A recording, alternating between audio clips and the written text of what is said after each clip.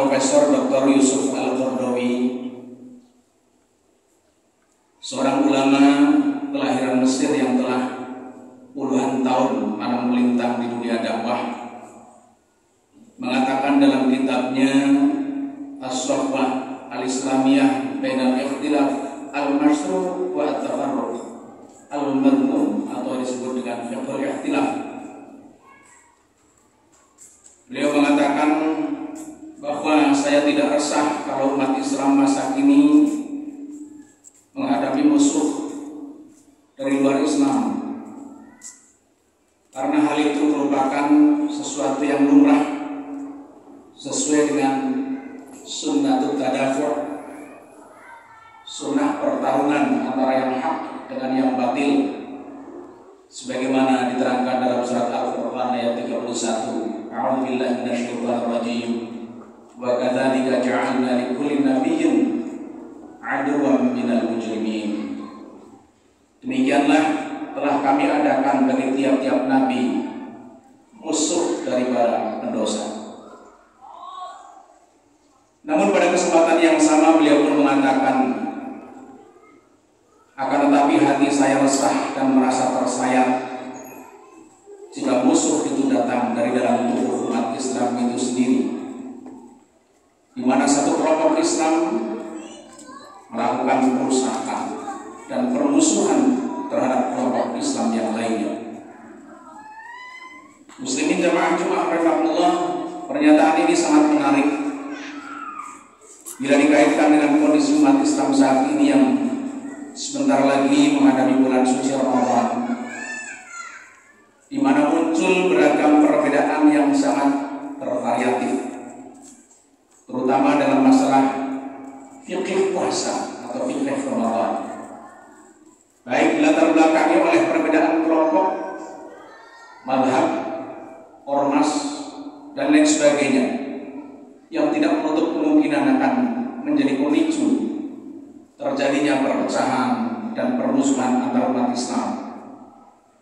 Oleh karena itu sangatlah diperlukan adanya kesadaran yang mendalam dari diri kita sebagai umat Islam dalam menyikapi tanawwu' fil ibadah, menyikapi keragaman menjalankan ibadah. Muslimin jamaah Jumat rahimahullah, sesungguhnya perbedaan pendapat dalam masalah fiqhiyah itu sendiri tidaklah berbahaya, khususnya dalam pemahaman soal-soal furu'iyah, yaitu hukum-hukum syariat yang tidak bersifat asasiyah atau prinsipil.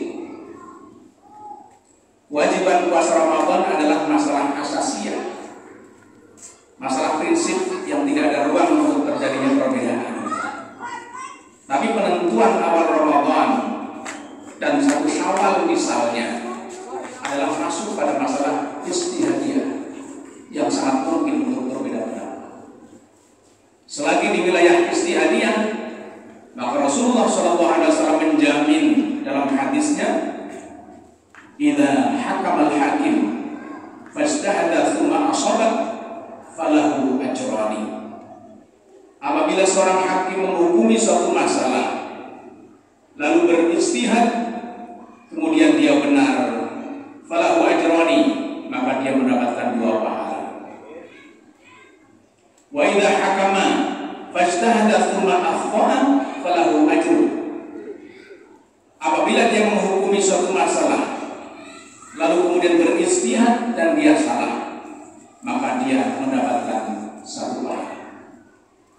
Muslimin jamaah Jumat rahimahullah, jadi dengan jaminan Rasulullah SAW ini tidak ada hak bagi seorang mujtahid untuk mengklaim bahwa pendapatnya lah yang paling benar dan pendapat orang lain salah, selama itu masih dalam wilayah ijtihadiyah.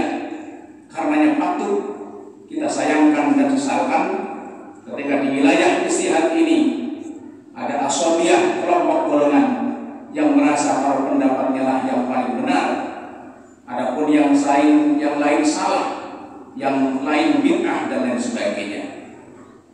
Akan menjadi sesuatu yang berbahaya jika perbedaan pendapat tersebut mengakibatkan munculnya perpecahan dan permusuhan antar umat Islam.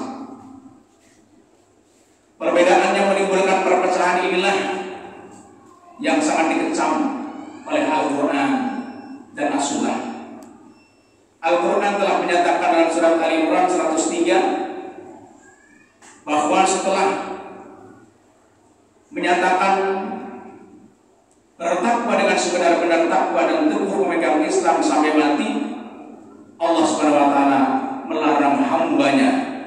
dari bercerai-berai dan permusuhan.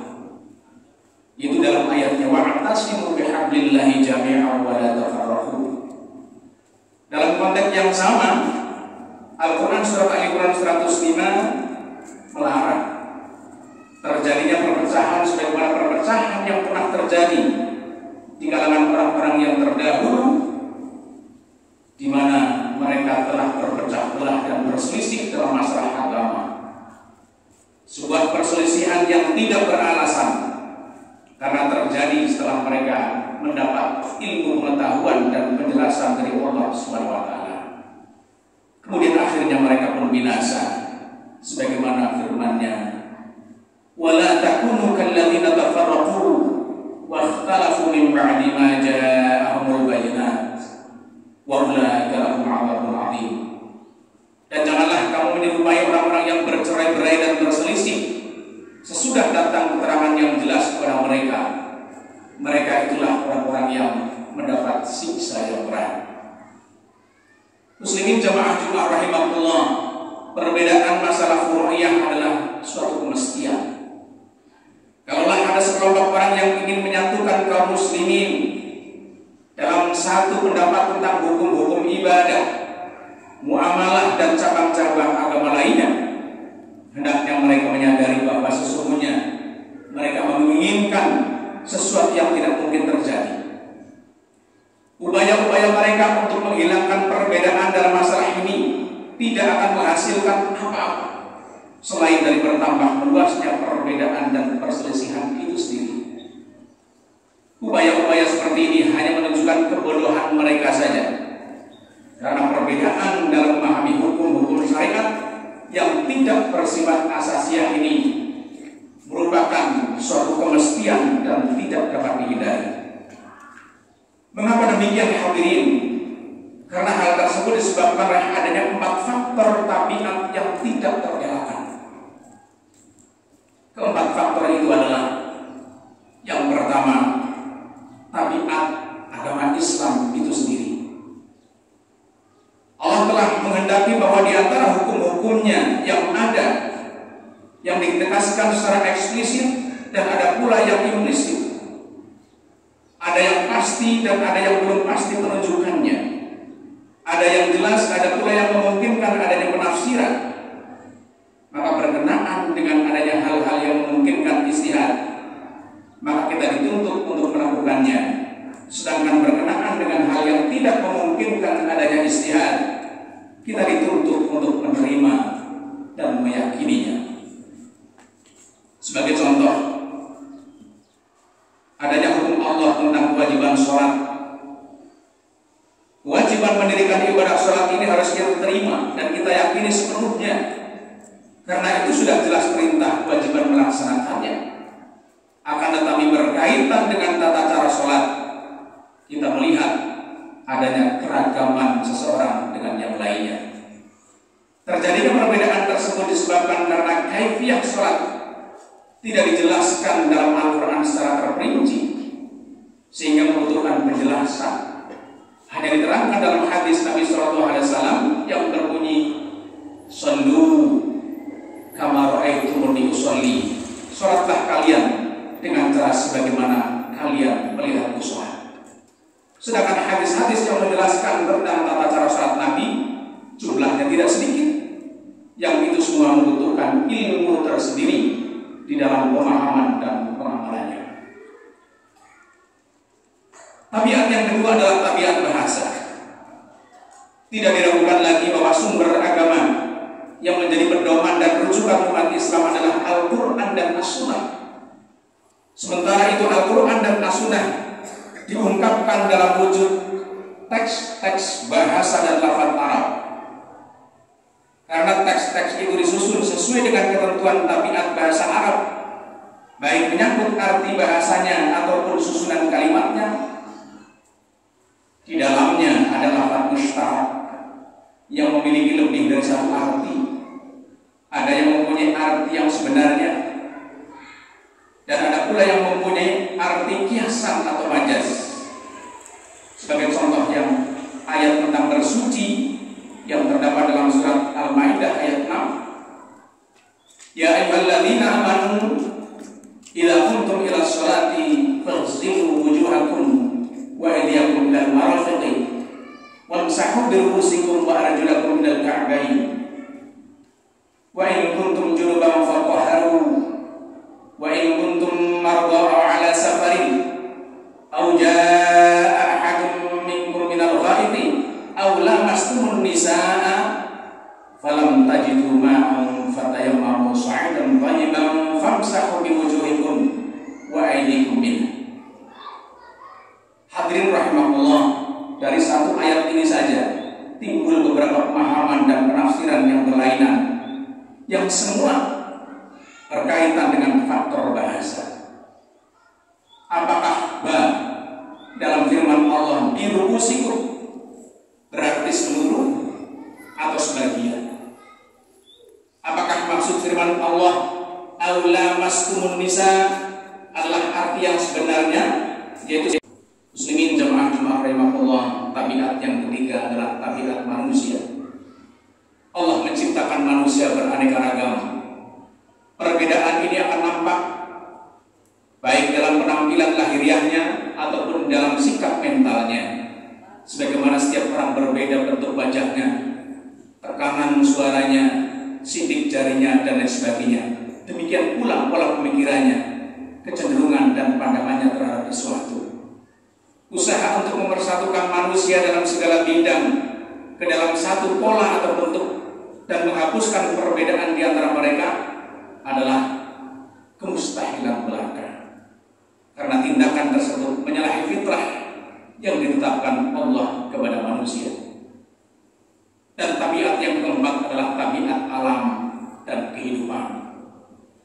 Tabiat alam yang kita tempati sekarang ini diciptakan oleh Allah dalam beraneka bentuk, iklim dan warna.